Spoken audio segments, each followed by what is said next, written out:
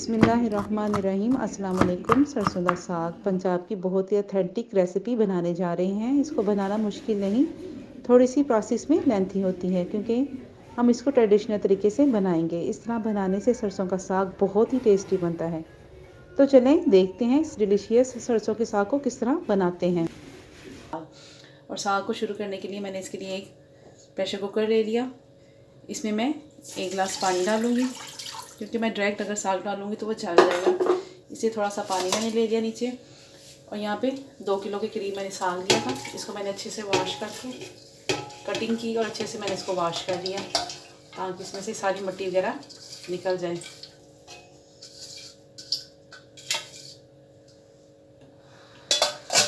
दो किलो साग डालने के बाद इसमें मैंने अब आधा किलो पालक डाल दी। ये पाव भात मैंने ले लिया। इसको मैंने कवर कर दिया था तीनों चीज़ें डालकर, साग बाथू और पालक डालकर, ताकि इसको एक उबाल आ जाए। दिया अब इसने साग ने अपना पानी छोड़ दिया है। इसमें बकाया चीज़ें मैं डालूँगी। इसमें अदरक, लहसुन और एक सब्ज़ मिर्च का मैं इस्तेमाल करूँगी।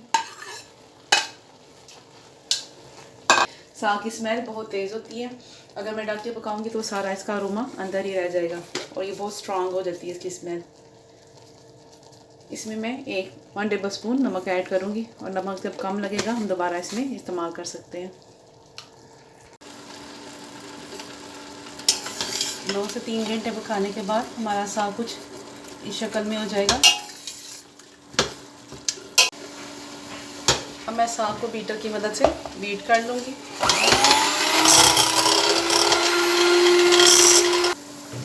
बीटर से हमारा साग बहुत ही अच्छे से मिक्स हो जाता है।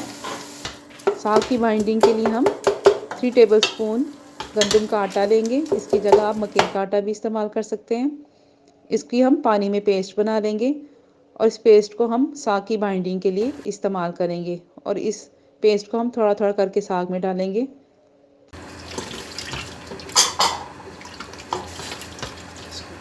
साग को हम देसी घी और मक्खन का तड़का लगाएंगे।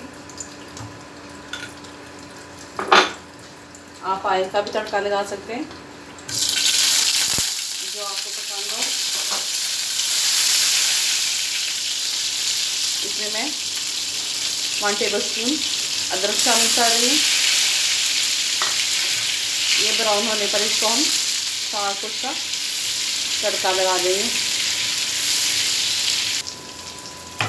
इसमें हम 1 टीस्पून सुरख मिर्च भी डालेंगे क्योंकि सब्ज़ मिर्च हमने काफ़ी क्वांटिटी में डाली थी, इसलिए हम इसमें सब्ज़ मिर्च थोड़ी ही डालेंगे।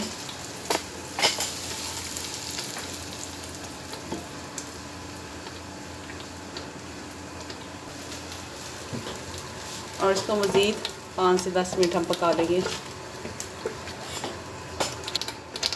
ये बबल्स बनना शुरू हो जाए तो इसका मतलब ये है कि हमारा साग खाने के लिए तैयार है। अब साग को हम तड़का लगाएंगे। तड़का लगाने के लिए मैं देसी घी का इस्तेमाल करूँगी।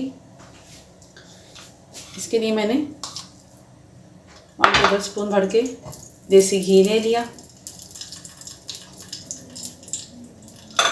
गार्निश के लिए मैं इसमें सब्ज़ मिर्ची इस्तेमाल करूँगी।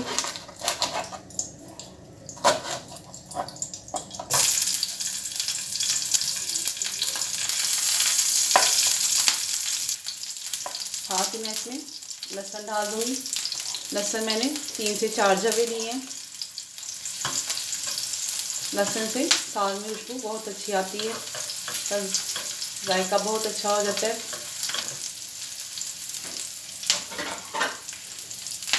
सब्ज़ मिर्च को मैं गार्निश करने के लिए बाहर निकाल लूँगी। साथ ही मैं इसमें आधा प्याज शामिल कर दूँगी।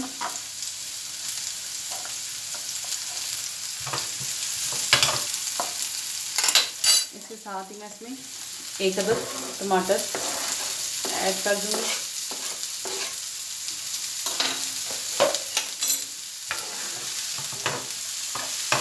और इसको मैं गर्म होने दूँगी टमाटर को।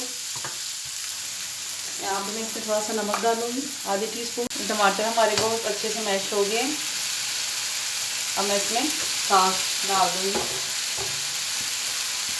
जितनी क्वांटिटी में आपने साग इस्तेमाल करना है वो आप उतना डालें। तड़का आप दोबारा भी इसको लगा सकते हैं। इसको अच्छे से मिक्स कर लें ताकि इसका ये मसाला और साग की अफजान हो जाए। इसको मैं 5 से 10 मिनट तक पका लूँगी। ये मैंने सारा मसाला बहुत अच्छे से इसमें मिक्स कर दिया।